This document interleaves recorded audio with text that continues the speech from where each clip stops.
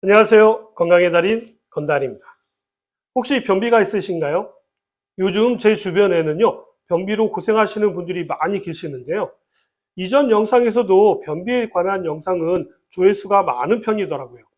아무래도 현대인들은 식이섬유 섭취가 부족하기 때문에요. 그런 것이 아닌가 생각이 되는데요.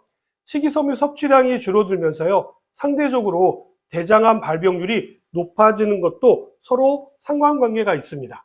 그래서 이제는요, 대장 내시경을 하시는 분들도 많아지셨죠. 대장암을 발견하기에 가장 좋은 검진 방법이 바로 대장 내시경이기 때문입니다. 건강하신 분이시다 하더라도요, 5년에 한 번 정도는 꼭 받아보시기를 권해드리고요. 50세가 넘으신 분 중에서는요, 대장 내시경을 한 번도 받지 않으셨다면 꼭 한 번은 받아보시라고 말씀드리고 싶습니다. 50세 이상에서 대장암이 많이 발견되기 때문이죠. 오늘은요, 영국의 한 시니어 라이프 스타일 콘텐츠 전문가가요, 귀리보다도 식이섬유를 많이 함유하고 있다고 하는 씨앗을 소개하려고 하는데요. 이 씨앗에 대해서 말씀드리도록 하겠습니다. 이렇게 식이섬유가 풍부한 식품이 바로 차전자입니다. 그 중에서도 이 씨앗의 껍질인데요. 그래서 차전자 피라고 합니다. 우리나라에서는 질경이 씨앗 껍질로 알려져 있는데요. 질경이는요, 인도와 중국에서는 기원전 1500년부터 변비라든지 설사, 치질, 방광 및 고혈압 치료용으로 사용되었었고요. 유럽 등에서는요, 수세기 전부터 콜레스테롤과 혈당 저하의 효과를 위해서요, 사용했다라고 합니다. 차전자의 식이섬유는요, 헤미셀룰로스 함량이 높아서 완화제를 만드는 의약품으로도 오랜 역사를 가지고 있고요. 음식과 함께 섭취했을 때는 대변의 부피를 증가하고 대변통과 볼일을 보는 시간이 감소하고 혈중 콜레스테롤 및 중성지방 수치도 감소하는 효과를 나타내는 것으로 보고되고 있죠. 차전자 피에는요, 헤미셀룰로스가 많이 함유되어져 있는데요. 이 헤미셀룰로스라고 하는 것은 식물의 세포벽 성분으로요, 우리 몸에서 소화되지는 않지만 물에 잘 녹는 식이섬유의 일종이라고 보시면 됩니다. 이 성분 때문에요, 변비에 도움이 될 뿐만 아니라 식이섬유의 특성이 물을 비롯하여서요, 콜레스테롤과 중성지방을 흡착해 가지고요, 우리 몸 밖으로 배출하는 기능을 가지기 때문에 고지혈증에도 도움이 되고요, 다이어트를 하는 데도 도움이 되는 것입니다. 영국의 한 시니어 라이프 스타일 콘텐츠 전문가인 더 미러 씨는요, 차전자 피가 콜레스테롤 조절에 효과적이라고 알려진 귀리보다도 콜레스테롤 조절 효과가 좋다라고 이야기하고 있는데요. 이 부분을 뒷받침해주는 연구 결과가 있습니다. 제임스 앤더스 외에 7명의 고콜레스테롤 혈증 치료를 위한 식이요법이라는 제목으로요, 미국 임상영양학 저널에 실린 연구 결과에 따르면요, 차전자 피를 매일 10g만 섭취를 해도 몇 주 만에 LDL 콜레스테롤을 최대 10%까지 줄일 수 있는 반면에요, 비슷한 양의 귀리를 섭취하는 경우 그 절반 정도의 감소 효과만 나타났다고 합니다. 차전자 피는요, 사실상 열량이 거의 없어서요, 콜레스테롤 수치를 조절하면서 체중을 관리하는 사람에게 아주 좋은 식품이 되겠네요. 식이섬유가 풍부한 차전자 피는요, 장내 유익한 미생물군의 증식을 돕기도 하고요, 혈당 수치를 안정화하는 데 도움이 될 뿐만 아니라 불용성 식이섬유가 많은 식품보다도요, 과민성 대장 증후군이나 당뇨병을 관리하는 데 도움이 될 수가 있습니다. 이러한 내용의 실험 결과는요, 다양하게 있는데요. 인체 적용 시험에서 건강한 청소년과 고지혈증 환자, 그리고 당뇨 환자를 대상으로요, 차전자 피를 섭취했을 때 총 콜레스테롤과 LDL 콜레스테롤은 감소하였고요. HDL 콜레스테롤은 증가하는 등 콜레스테롤 관련 지표가 유의적으로 개선되어서 혈중 콜레스테롤 개선에 도움을 주는 것으로 나타났습니다. 이러한 결과가 나올 수 있었던 것은요, 차전자 피에 풍부한 수용성 식이섬유질이 장내 콜레스테롤과 결합해서 콜레스테롤이 재흡수되는 것을 방해했기 때문인데요.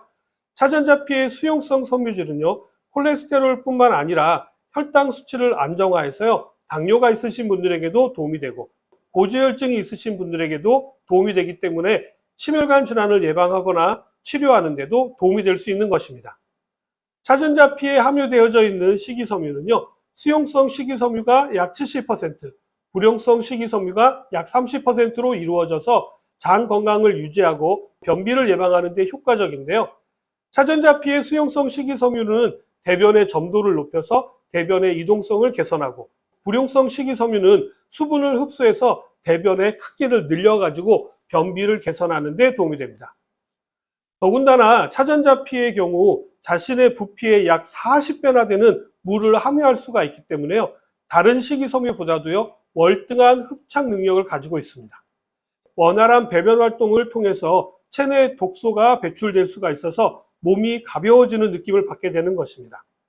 차전자피에는요, 수용성 식이섬유질 외에도 점막을 보호하고 소화기관의 염증을 완화하는 뮤신을 비롯하여서요, 버섯에 많이 함유되어져 있어서 암 환자분들이 많이 알고 있는 면역 체계를 강화하고 있다는 베타글루칸도 많이 함유되어져 있고요. 신진대사에 꼭 필요한 다양한 미네랄과 아미노산 등이 함유되어져 현대인들에게 더없이 좋은 건강식품이 되었죠. 이렇게 좋은 차전자피도요, 드실 때 주의사항이 있는데요. 차전자피의 식이섬유는요, 인체 적용 시험에서 기능성이 확인되었기 때문에요, 적절한 섭취량이 있는데요. 드시려는 목적에 따라서 드시는 양도 좀 달라집니다. 배변 활동이 원활하지 않는 변비의 경우에는요, 하루에 차전자피 식이섬유로서 5g 이상을 드시는 것이 좋고요. 혈중 콜레스테롤 개선을 위해서는요, 차전자피 식이섬유를 6g 이상 드시는 것이 좋습니다. 차전자피는 식이섬유질이 풍부한 만큼요, 과도하게 섭취하시게 되면요, 복부 팽만감이나 복통이 유발될 수가 있기 때문에 하루에 최대 권장 섭취량인 25g 이내로 드시는 것이 좋습니다. 이전에 차전자피를 섭취한 경험이 없으시다면요, 소량으로 시작해서 점진적으로 양을 늘려가는 것이 좋고요.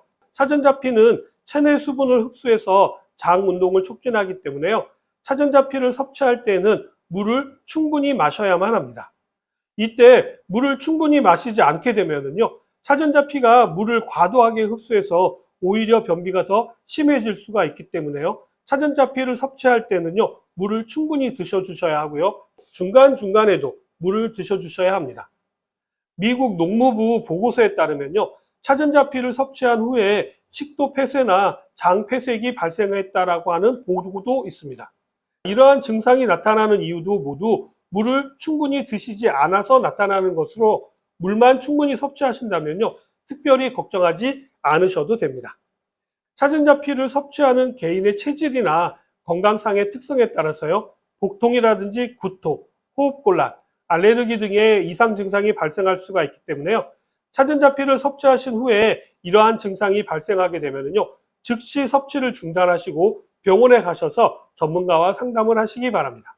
차전자피는 다양한 방법으로 섭취가 가능한데요, 가장 잘 알려진 방법은요, 가루로서 섭취하시는 것입니다. 아침 공복 상태에서요, 차전자피 가루 한두 티스푼을 물이나 스무디와 함께 섭취하시면 간편하게 장 건강을 관리하실 수가 있게 되는데요. 가루 형태로 섭취하시는 것이 힘드시다면요, 여러 가지 음식에 차전자피 가루를 첨가해서 드셔도 되는데요. 차전자피는 특별한 맛이 있는 것이 아니기 때문에요, 다양하게 활용하시면 됩니다. 요거트나 죽, 샐러드 등에 섞어서 드셔도 되고요, 밥에 뿌려 드셔도 됩니다. 평소 밀가루 소화가 어려운 분이시라면요, 빵이나 수제비 반죽에 차전자피 가루를 한 스푼 첨가해서 드시면요, 소화 기능 개선에도 도움이 됩니다. 국물이 있는 식품에 넣어 드실 때는요, 빨리 드시지 않으면 차전자피가 국물을 흡착해 가지고요, 껄쭉해질 수 있다는 것만 기억하시면 됩니다. 물도 충분히 드시는 것도 잊으시면 안 됩니다. 오늘 내용은 여기까지고요. 저는 다음 시간에 다시 찾아뵙도록 하겠습니다. 감사합니다.